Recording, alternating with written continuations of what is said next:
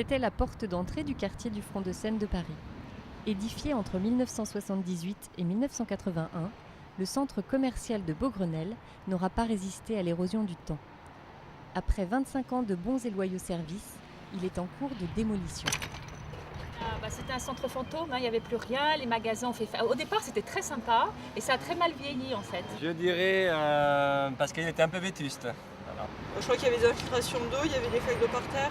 Souffrant d'une image dépréciée, inadaptée à la demande des consommateurs, le centre commercial a été déserté par les grandes enseignes. Les propriétaires ont donc été obligés de réagir.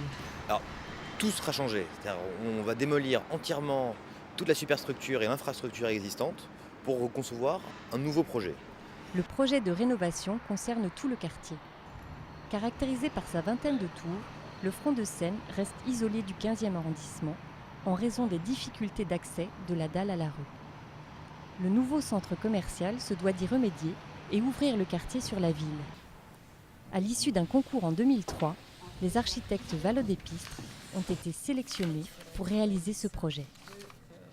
La première chose, c'était de créer cette entrée du 15e. Donc, ça veut dire ouvrir le quartier vers la Seine. Donc, pour ouvrir le quartier vers la Seine, on démolissait ces dalles pour redonner le ciel à la rue, pour recréer des vraies rues piétonnes au niveau naturel du sol.